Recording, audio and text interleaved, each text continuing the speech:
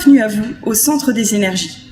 Après avoir découvert l'association Vie, Environnement, Respect et Nature, je vais vous emmener dans une entreprise pas tout à fait comme les autres. Société coproductive ouvrière de production, SCOP, se trouve au cœur de l'action sociale et solidaire. En effet, les relais ont une portée positive dans les départements où ils sont implantés. Zoom sur le relais de Favières en Eure-et-Loire, où j'ai rendez-vous avec Gérard Denis. Gérard Denis, bonjour. Bonjour. Vous êtes président-directeur général du relais Eure-et-Loire à Favières, le deuxième créé en 1993. Pouvez-vous nous présenter en quelques mots le relais Eure-et-Loire et ses objectifs ? Donc le relais Eure-et-Loire est une entreprise à but social dont l'objectif est de créer le plus grand nombre d'emplois possibles, pérennes, réservés en priorité à un public démuni. Alors, quelles sont vos activités et quels impacts ont-elles sur le département en termes de création d'emplois et de protection de l'environnement ?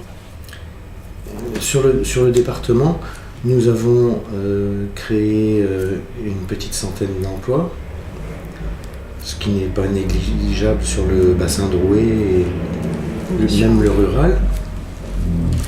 Et en termes de protection de l'environnement, nous collectons les vieux vêtements qui, au lieu d'aller dans les déchetteries, dans les incinérateurs, arrivent ici et recréent de l'emploi. Avec ces vêtements, on recrée du chiffre d'affaires et on recrée des emplois.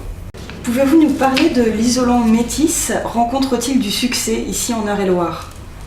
Alors l'isolant Métis est venu du fait que la qualité des vêtements a diminué depuis un certain nombre d'années.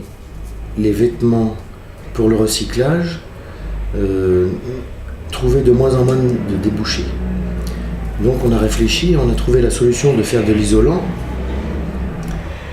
qui d'une part pouvait servir pour l'environnement et d'autre part assurer la continuité des débouchés pour l'entreprise.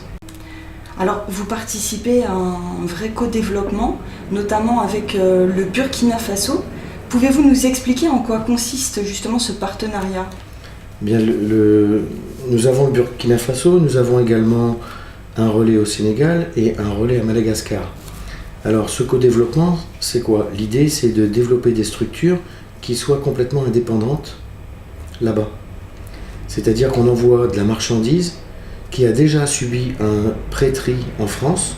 On a enlevé le déchet, on a enlevé tous les vêtements dont ils n'ont pas besoin. Par exemple, en Afrique, on enlève tous les vêtements qui sont lourds.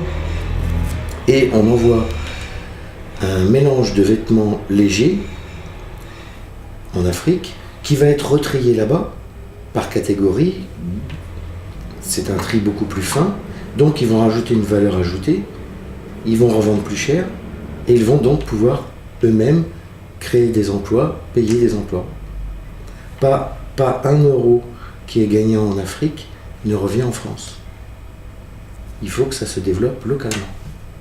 Et aujourd'hui, sur les 3 sites qu'on a, il y a environ 350 salariés.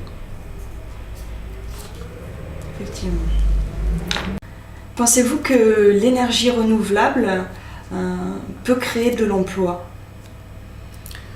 Oui, on en est la preuve. C'est-à-dire qu'avec les vieux vêtements dont les gens veulent se débarrasser, on arrive à créer de l'emploi.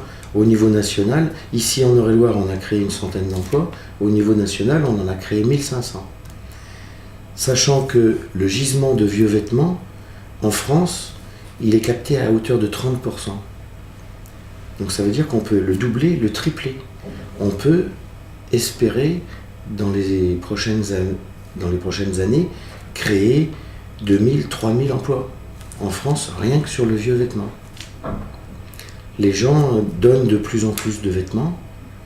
Le geste citoyen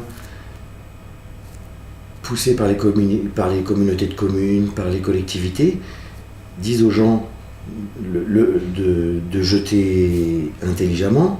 Donc le vêtement, il y a de la communication qui est faite pour que le vêtement ne soit plus mis à la poubelle, mais donné à des organismes qui, comme nous, peuvent le recycler.